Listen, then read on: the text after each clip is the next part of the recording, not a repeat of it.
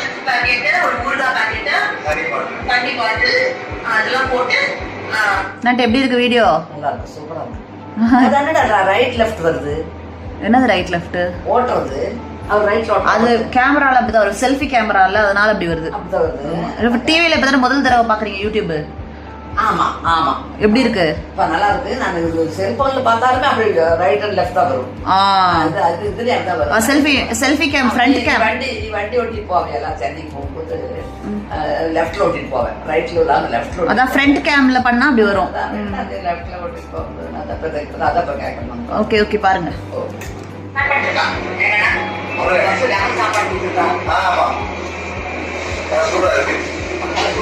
சாப்பாடு